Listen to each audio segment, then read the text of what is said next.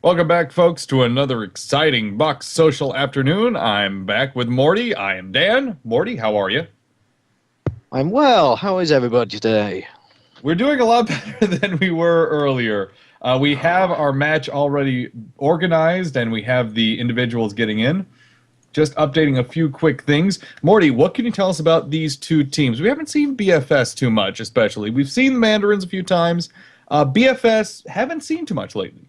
BFS have recently started playing quite a lot with Cake and Overwatch with that small group, some of the gents as well, due to a side project that Gilder himself was heading up. Their play style, to be honest, is very much the same as the Ducks. A lot of long-range Artemis fire and a lot of very clever maneuvering between the two ships. As we can see, they've with a little bit of silliness jump thrown in. As you can see, the MacGyver on the BFF side, flown by Gilder himself, instead of having the traditional gap mortar that you would normally see, he's instead spread out his Artemi around the ship. Artemis is either side on the top decks and one set forward on the front. And instead he's got... Oh, he's just changed. Let me see. He's just changed. No, he's still got the same thing, but he's swapped the places of a mine launcher and an Artemis. So he's got mine launcher in the forward position, so they can try and reverse away from anything that may charge at them. Good counter against Pyramidians. And he's got a mine launcher in the number 5 position, which is the high side port. We've seen Gilder a couple times before. He loves his mines. He really loves his mines. Yes, he does. He's got very good at them. Normally his crew tend to bring either Lesmok or Burst. I think with the nicest combination between the two at the minute will probably be Burst ammo, which can be loaded into all of his guns for a very, very good effect, but it will reduce the range of his mines.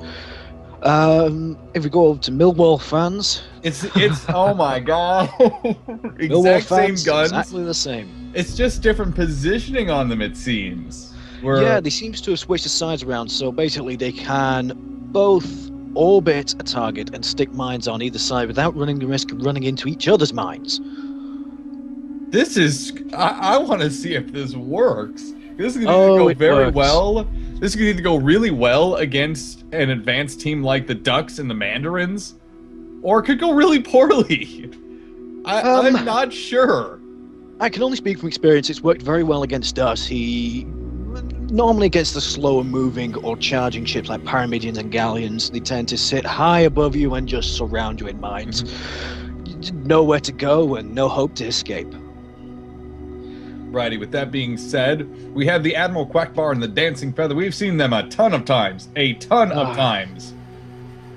We talked about them, actually. We talked about them while we were trying to get the game on earlier today. We've seen the Dancing Feather do his magic before. He has the 2 Artemis and the Hades for that just decisive, heavy long-range firepower. And then when he needs to get in close, Frogger is not afraid to swing his gap mortar and just obliterate a target. Same with the Admiral Quackbar, although it looks like they've actually changed their setup quite a bit, where they still have the double Artemis Hades, but their melee side, their brawl side, is a Banshee and a Barking Dog. That's actually a very good idea, because if you use the Barking Dog on the lower deck, yes, you may have to be slightly higher than your target to make it effective, but it's very effective at disabling. You can force the target to the ground. The Banshee, again, has a low arc of fire, as we were speaking before about the Hades. The Hades just as well. So it's very good at pinning a target down, setting them on fire, and taking out the balloon to make sure that their engineers aren't focused on gun repairs or hull repairs. Instead, they're trying to stop you from grinding against the floor. It sounds like after a match against these guys, those engineers need antidepressants. Or a stiff drink. But never both. Never both. We do not approve of that. That's not good. We'll be getting underway here very shortly, letting them know we're good to go. This match is the first matchup in the Bucks Social Saturday event in preparation for larger tournaments on the way, which hopefully we'll be seeing more of very shortly. As Glider decides to play some music. This is little... oh no, it's the MacGyver theme. Yeah. Yeah. I'm so glad Rob can't hear this and the stream can't hear this. The sound quality is shit, but it's He's funny playing it as from a mobile phone. yeah. That's perfect as to his name. He is the Monk Guyver.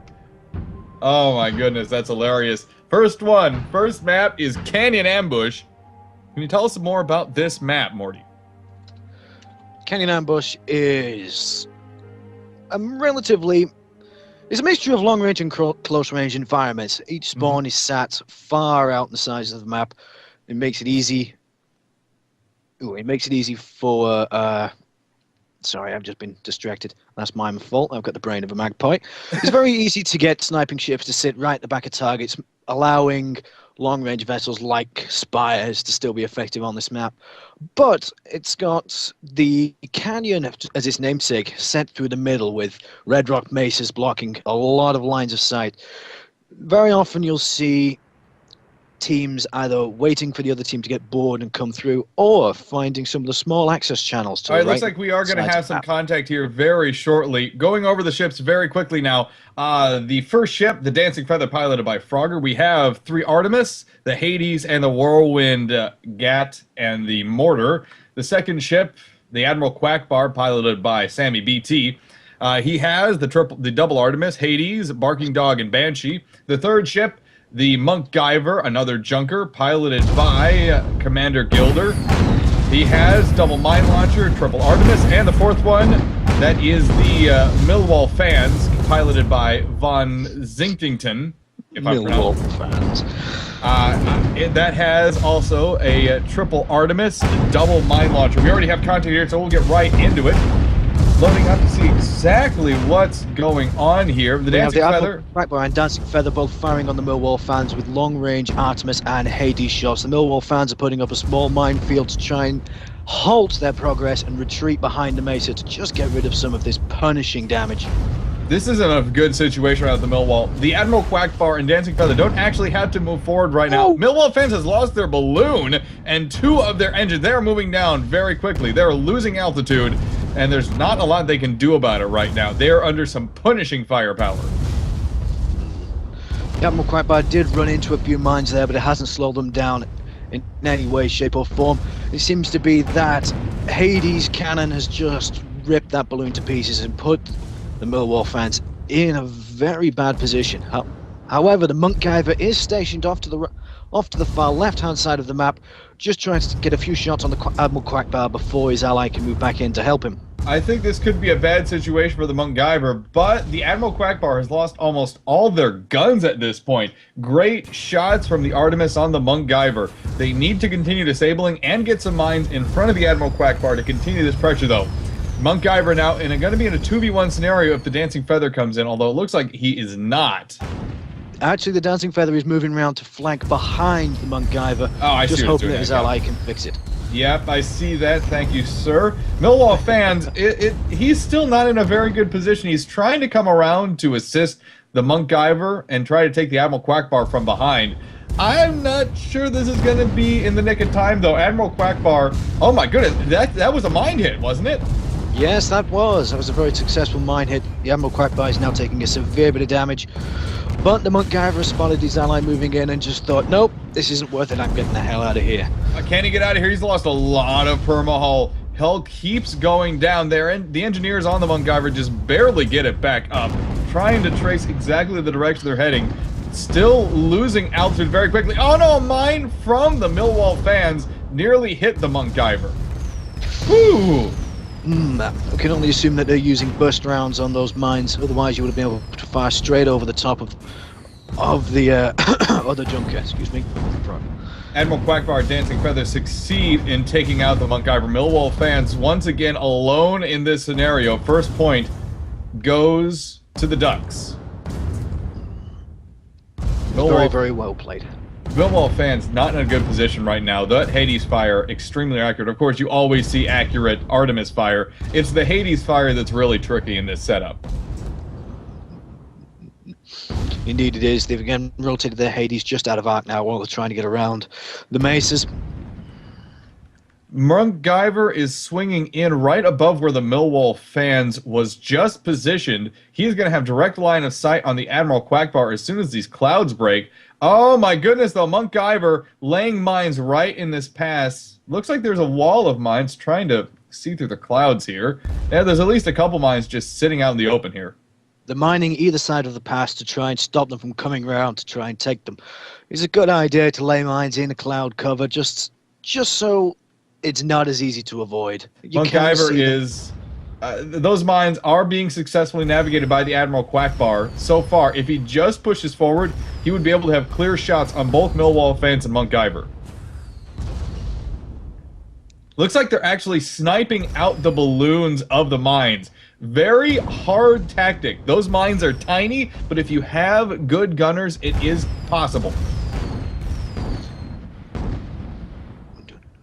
Oh, we have one of the Ducks junkers has moved high to the right-hand side around the mesa and is now firing upon I think the MacGyver. Yeah, it looks like both Admiral Quackbar and the Dancing Feather have turned to focus on the MacGyver, but the MacGyver is now out of arc of the Dancing Feather. He is forced to reposition while the Millwall fans is sitting back unmolested. Ooh. MacGyver is in a lot of trouble right now. The permahull goes down very quickly. Nasty fire from the Admiral Quackbar and that Banshee Carronade combination. Oh, dear. You can hear that Banshee firing from miles away. It screams. Yes, it does. Millwall fans is trying to make a quick escape out of the area now, using cloud cover away from where the Admiral Quackbar is, but it's not doing a lot of good. Line of sight is continuing to be maintained very easily by the Admiral Quackbar. The Admiral Quackbar seemed to have its carronade focused solely on the balloon of the Millwall fans, just limiting their options to run away as much as possible. However, the Millwall fans is progressing towards his recently spawned ally to hopefully get some fire support. It's a big target. That balloon is a really big target. Mm-hmm. It is indeed. The MacGyver has swung around, respawned near where the Admiral Quackbar is. Mines actually landing on top of the Admiral Quackbar's balloon. Not quite enough arc to make them successful. Oh! There's the burst. Admiral Quackbar takes blasting off again. That is tough. Oh, MacGyver taking some shots from the Dancing Feather, trying to lay more mines around the Admiral Quackbar to cut off the directions that it can maneuver. See, this is their primary idea, is to get double burst. Double mine burst on the Admiral Quackbar, but MacGyver has lost their outer hull. They are taking very nasty shots, and the Admiral Quackbar is disabled. Millwall fans needs to get back in the game here with good... Oh, there's another nasty mine shot. Ouch. The BFS folks are doing their best right now, but the overwhelming firepower, and accurate firepower, I might add, of the Mallards is just a little bit too much for them to deal with.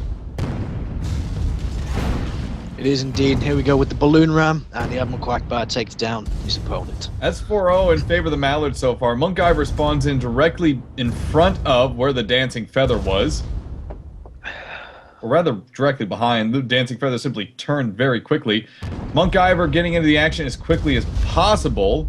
Already having done a little bit of damage to the Dancing Feather in terms of their armament. Just one gun online right now for the Dancing Feather. How hard, while we have a moment here, is that accurate Hades fire that we've seen so far from the Mallards? Yes, it is. It's very, very good Hades fire, and very well timed Hades fire as well. There's a lot of... While the armor is up, there's a lot of balloon shots with burst rounds or greased rounds just to take down that balloon as quickly as possible. Then it's combined with accurate out-of-its fire against the hull just to strip it as quickly as they possibly can. Oh my goodness! Double, triple shots against the Admiral Quackbar with mines. First point for the Black Flight Squadron in this game. Oh, there you go. That's how they do their mines properly. That's the way I've fallen victim to those mines in the past. You have one mine bounce, then another. Oh, Millwall fans just hit one of their own mines. Looks like he's lodged in the structure here a little bit. That's not going to help out. They've lost their balloon. That's Not going to good. slow down. I think that might have just been the saving grace for the Dancing Feather. Yeah, Monkgiver and Millwall fans trying to reassert themselves. They had a good kill there on the Admiral Quackbar, but it just... that momentum was lost when the Millwall fans hit their own mine. Unfortunate. That's very, very much unfortunate. There's not much you can do about that, really. It's such an enclosed space. We have the two Junkers now heading back towards the canyons to meet up and hopefully get some safety within the canyon walls.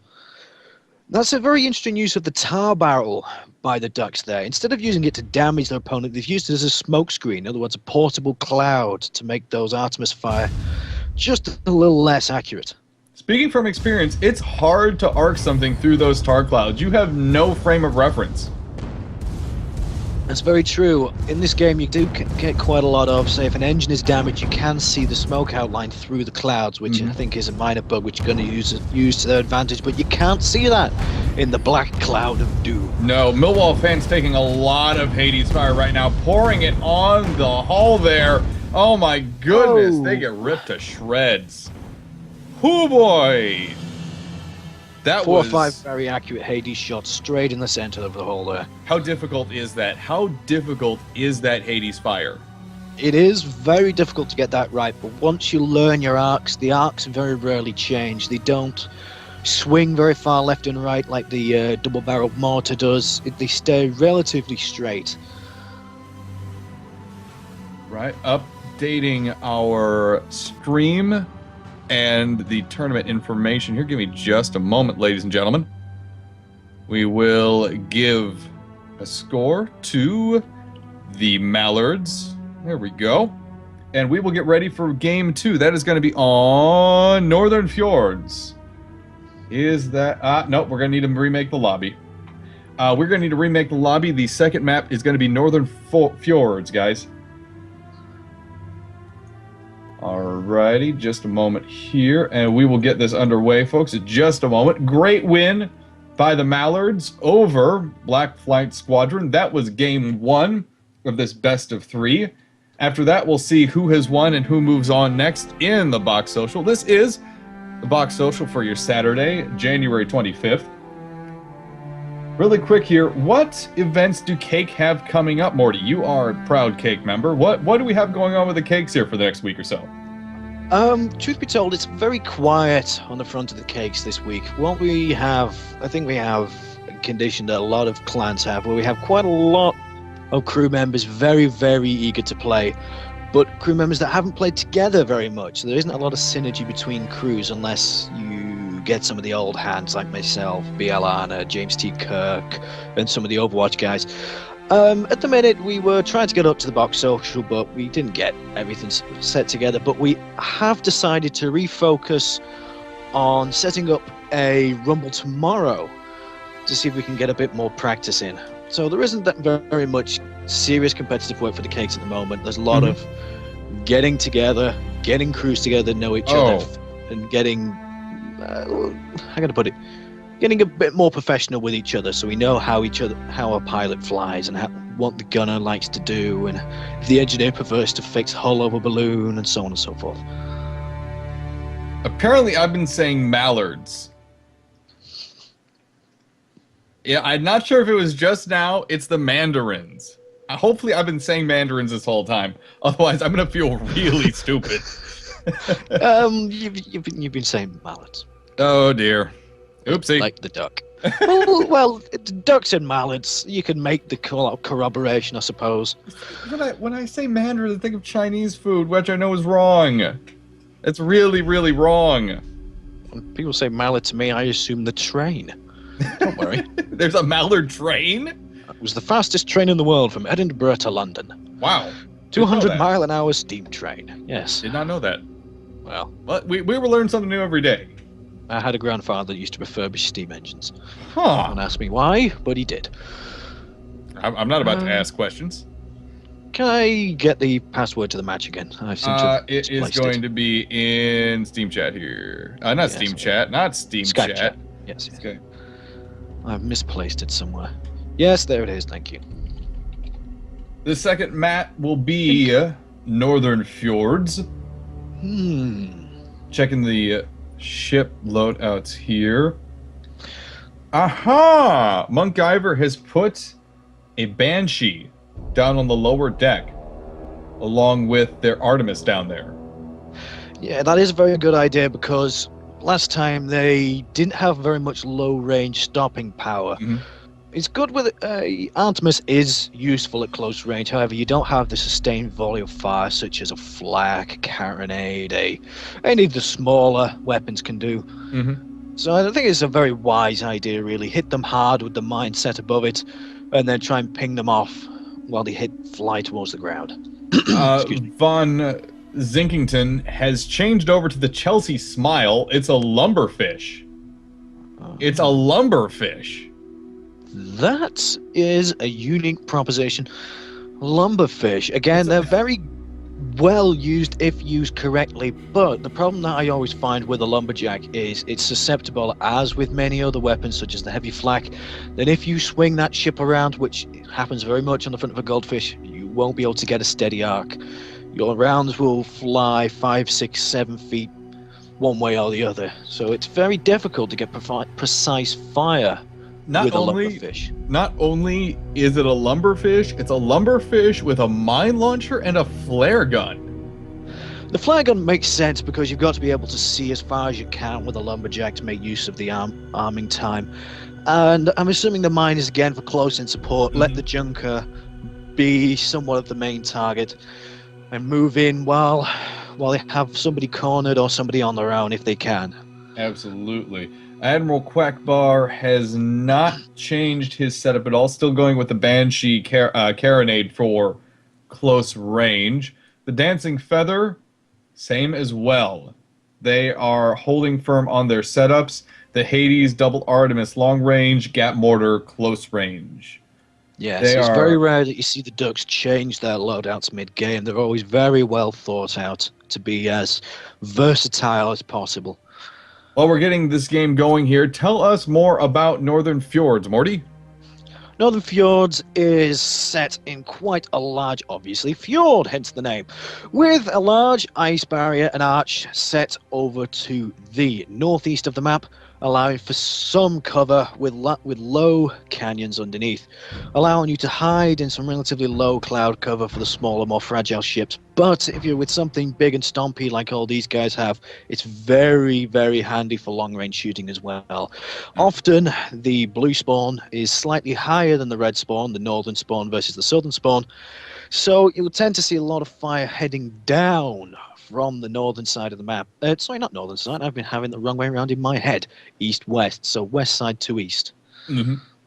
This is a death match. Once again, first of 5 kills wins. Should BFS win this one, our third map will be on Periton Rumble for the afternoon, for the third rubber match. For third rubber game of this matchup. There we go. Dancing Feather, our first ship here, piloted by Frogger. It is Gap Mortar on his brawl side on the right side, and the left side, long range, Artemis, Double Artemis, and the Hades. The second ship, the Admiral Quackbar, piloted by Sammy. We have the Carronade Banshee, lost my words there for a second, as well as the Double Artemis Hades. Go ahead and tell us about the blue ships there, Morty. The blue ships have decided to head to the far southeastern corner of the map to try and take cover in this large rock-shaped cathedral, I always call it, because of the lovely large arches, to try and get some cover between that lethal Artemis fire. The Ducks have, as always, charged straight forward and seen exactly what their enemies are doing. Try to move in as quickly as possible to make sure they have very little and very few lines of escape. The Goldfish now is reversing underneath the arches, trying to keep range with its lumberjack. However, out goes the flash. They may be able to see something now, but there's really accurate lumberjack firepower coming from the Chelsea Smile. Speaking of the third ship in the lineup, the Chelsea Smile, it's a lumberfish, mine launcher and flare support. Taking some fire there though. The Monkgiver, the Junker, piloted by Gilder Unfettered. He's got a couple mine launchers on there, a Banshee and a pair of Artemis. That is your ship loadouts. A lot of fire being laid on the Monkgiver. I'm hoping to see some more accurate fire coming from the Chelsea Smile, but it looks like they've lost their lumberjack. Oh no, the lumberjack is still operational. Actually, I'm sorry. Trying to lay some fire down on the dancing feather, but very inaccurate so far. The dancing feather is behind two separate layers of cloud cover, so it's going to make it very difficult to spot, as you need two separate windows to get through. The monk Guyver was trying a very good strategy of trying to lure them around the pillar into his little minefield, but it didn't quite work because he was just a little bit too high, so he couldn't get under the arch for cover. So he's decided now to run and see if he can get cover further else, descending into the lower parts. Monk Guyver really needs to get in cover right now. He's lost too many components, including his balloon and outer hull, both of which are losing health very quickly. His balloon does indeed go down. It looks like he's banging on the geometry there between this little corner of the map and the pillar. Yes, he has run aground there, but it is actually quite a good place to hide. You can't go very much further out from this point, apart from to go around the pillars and head west. If anything is going to outrange the Dancing Feather and Admiral Quackbar, it would be a lumberjack. And it looks like that's exactly what Chelsea Smile is trying to do. Looking exactly at what Helmsman von... I don't know how to pronounce that name. Von Zinkington? Von Zinkington. Just pronounce it, you'll be fine. Yes, they're trying to lay down some cover fire and get towards their ally, but the Admiral Quackbar is trying to move around behind them, using the cloud cover to best to its advantage. Monk Guyver is also raising up now, using the pillar for additional cover, sniping out at the Admiral Quackbar, but a lot of fire starting to head the Monk Guyver's direction. We need to see some component breaks from the BFS group before they can have a hope of aggressive actions. They're getting some very good and very solid kills. Again, they've taken out the Admiral Quackbar's balloon there. Ooh, yeah. But in this situation, it could work against them because he's not dropping into cover to reduce those arcs from those Artemises. Oh, yes, he's actually turned forward, so he might actually not be able to hit them from there. Admiral Quackbar descending very quickly still. Chelsea Smile putting a lot of pressure on the Admiral Quackbar's balloon. They do, in fact, tap ground. They're in a little crevice here. If Chelsea Smile can keep their balloon down, they could get a physics kill off of this. They could get a physics kill. I think the temptation there is not to change targets to the Dancing Feather because it is assaulting the Monk Guyver at the moment and try and press home their advantage. Once you've got a balloon disabled, it's a very good idea to keep that thing disabled because the ship will drop quicker than it will climb. Admiral Quackbar loses their balloon again there, descending into a crevice here. Chelsea Smile still has plenty of arc, but I believe... Oh no, their gun is still... Their lumberjack is still active. Yes, the Dancing Feather is now changed his focus to try and take down the Chelsea Smile. Obviously, the Admiral Quackbar seems to have reported that it is in a little bit of trouble there.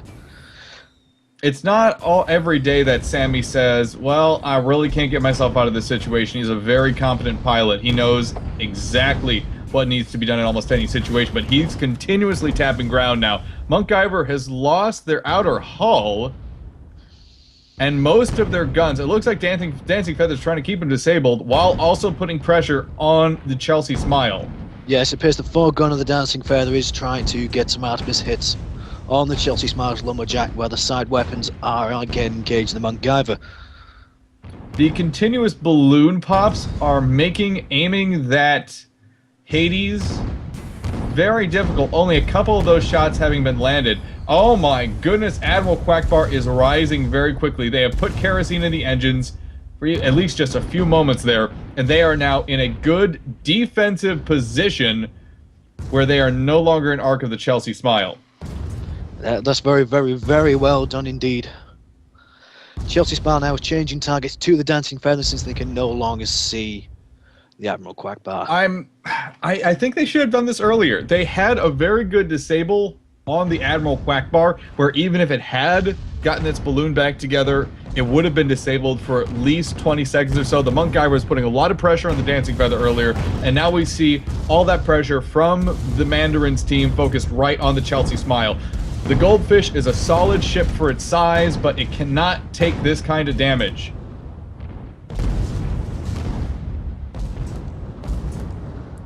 Monk Guyver in an equally bad position where those mines just aren't doing anything. They're just a slight extension of the big rock kind of pillar here, and Dancing Feather and Admiral Quackbar are simply going around them. It's unfortunate. Mines are often best used in brawling situations. It's going to be very difficult to use them effectively against Artemis-wielding ships, especially on a map like this. They may be very useful, say, if they go to this third game Parrot and Rumble, then those very tight corridors can prove those mines to be a massive advantage. Oh! Monkiver gets taken out. Too much fire, both from the Hades and from those Artemis. 4 Artemis firing simultaneously is a lot of damage. It's a heck of a lot of damage. The Admiral Quackbar and the Dancing Feather have done a very good job to rally together. Checking to see what the Chelsea Smile's plan is. The Chelsea Smile is drawing them backwards, away from where the Monkivers just spawned. Yes, the Monkiver has... Some would argue that it's not a very wise idea because the Dancing Feather has spotted them, but with a slightly less aware crew, it is a very good idea. Come up behind and catch them while they're on the pursuit. So see whether or not they can close the range and make some damage here. Make up the distance, I was trying to say. I agree completely. The Ducks are not the normal team, though, especially the Mandarins. They are some of the best that this game has to offer, and you have to have a very strange cold day in hell when they are surprised by something. Yes, indeed. Both Mandarin ships are putting out tar barrels, or Admiral Quackbar was for at least a moment there. MacGyver is trying to chase as best he can. All 3 Junkers, at least for a majority of the time there, had kerosene in the engines. They were burning their engines as fast as they could. Chelsea Smile is in a very bad position right now against the Admiral Quackbar. The Admiral Quackbar has just lost a good portion of their balloon by hitting that rock face. That's a very slight error in maneuvering there, trying to avoid the mines. They're banging against this wall here. They're actually grinding against this rock wall. Sammy appears to be reversing the engines as fast as he could to get away from it, but great balloon popping from the Chelsea Smile. This was their plan, I think. Go for those big, huge Junker balloons that are such an easy target. It's very good because the Artemises on those ships can't aim very high up, and if they're pressed against the wall, as they are now, as you can see with the Admiral Quackbar, it's very difficult for them to turn around to bring that Hades to bear. Especially if you're being jostled all over the place, if you're being forced, okay, now we're going up, now we're going down, now we're going up, now we're going down. Oh dear, you cannot aim that Hades. It is just impossible. If you take a look at the Monkiver and the Dancing Feather, I think they're both just climbing to the upper edge of the map just to try to get advantage over people. Oh, in comes the brawling side. That is a meta side. Oh, great mine burst, knocking the Dancing Feather down just a little bit. But Monkiver losing a lot of hull points very quickly. It wasn't enough. One clip with the mortar. That mortar is very, very deadly at such close ranges, and it's very hard to miss. That's just unfortunate. Very good mines, very well played just to stop them coming around the top of that peak. But in the end, just got the hull down at the wrong time. Chelsea Smile is getting out of here as fast as possible, reversing, trying to use that lumberjack to take out whatever it can as the Admiral Quackbar and Dancing Feather chase it. The Chelsea Smile, a very durable ship. Goldfish is a very durable ship, but good. Ooh, great mine hit. Very well. The Chelsea Smile's reversing in a lazy arc to keep that mine launcher as close to bear as possible. It also makes it harder for those Artemises to hit because you're not running in a straight line. So they're doing very well, actually, staying alive this long. That's impressive. That's really impressive. Yeah, that's a very good way to fly a lumber fish. Really quick here. Those mine hits. Is this a map where you can effectively use those mines? I mean, it's so open. It's so... You don't have those pivot points and those choke points like you do, as you mentioned, on Parrot and Rumble. Is this a good map to take those mine launchers in? It depends on the ship you're taking it on, realistically. I wouldn't have said on these ships it was the best idea in the world, although it has, as we can see, proven very useful. If you have ships with carronades, for example, where you can push people down into those narrow canyons at the bottom of the map, then they're very useful indeed. You can hit them on left side, top side, or right side to smash them against objects. But in this high altitude, long range game, it is quite difficult to use them effectively. MacGyver is being forced downwards further and further by overwhelming firepower, trying to return it on the Admiral Quackbar. Admiral Quackbar actually losing their balloon. I believe that was to the Lumberjack, though. MacGyver taking immense amounts of firepower from the Dancing Feather Admiral Quackbar. Hades shots coming into the nose cone of the MacGyver all over the balloon. Artemis shots being a little more accurate, though. Those Hades shots missing due to the turning of the MacGyver, I believe. Too much, though. That's unfortunate. He did buy some good time for Chelsea Smile to get into position, but unfortunately, it's not the best position in the world due to having that hefty great archway in the way. You can't hit any targets that descend below it, as we saw with the Admiral Quackbar when they lost their balloon. They didn't bring it up very quickly. They just let themselves lazily drift down into cover. Still shocked, though. The Chelsea Smile, they've been sitting around, well, not sitting around, but they've had that same permahull since close to the beginning of the game. And they've just been surviving and flying around and doing their best to live through this. It looks like, though, they are giving the Ducks a free kill on this one. They lazily reversed towards the Ducks' ships. I do believe they are going to come back with the MacGyver rather, with full hull, full health, ready to kill. They need to do it, too, because it's 4-0 now in favor of the Mandarins. It is. I think there is some wisdom to giving that kill away. At least both ships can then return at full strength with the best hull, but it does run the very significant risk of you're only one kill away from victory. So you'll often see a lot of very focused firepower against a presumably weaker target. I've heard a couple captains and a couple clan leaders actually say that being in a 4-0 scenario is a lot better than being in a 3-0 scenario, because a 3-0 scenario forces you to play extremely conservatively. 4-0 scenario is much more of a, I hate to say this, but YOLO-esque situation where you have nothing to lose, you put everything on the table, and you go for it. Shame on you. Shame on you. I feel like a terrible person now, but it fits. So for better or worse, it fits. It does fit. You got a lot more risky plays, a lot of charges, and a lot of very fast brawls. It's often when you see a lot of long-range ships bring in their Gatling and mortars just to try and get those strips and quick kills. But it's very rare for the Ducks to fall to that. Yeah, Chelsea Smile spinning around this rock formation here, following the MacGyver's lead at the moment.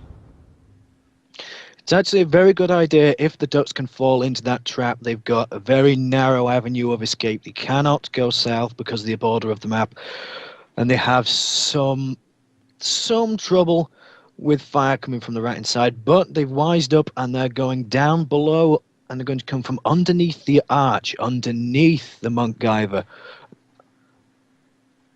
Now, the big question is right now, is BFS going to realize this before it's too late? Let's hope they do. Let's hope they do. The MacGyver is sat with his long-range weapons to bear. Hopefully Chelsea Smile has turned his ship in the direction of the Admiral Quackbar and Dancing Feather. MacGyver has been spotted. I'm not sure if... Yeah, BFS definitely knows where they are at this point. Spots have been going down on all ships. Drop, shoot, down he goes, just trying to get out of the range of that arc of fire. The Artemises are very slow... can't aim very low and can't aim very high. They're a good level range weapon, hence you see a lot of Artemis fights at the top of the map. Banshee fire going out all over the Admiral Quackbar. Chelsea Smile, we need to see more of that Lumberjack right now before the MacGyver takes any more damage. They've lost their balloon. They're going to flow into one of their own mines. Oh, that's never a good idea. No. Good piling by the pilot of the MacGyver. Who is that? That is Gilder. He has aimed himself away from the minefield he set down, those 4 mines. And that's a very good hit, but it might be just a little too late. Unfortunately. Yes.